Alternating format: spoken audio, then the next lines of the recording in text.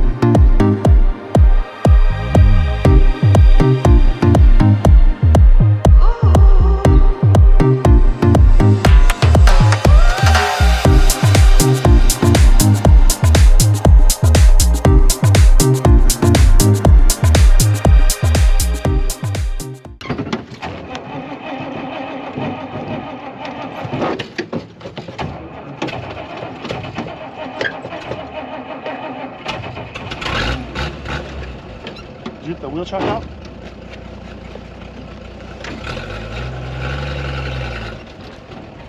Right here.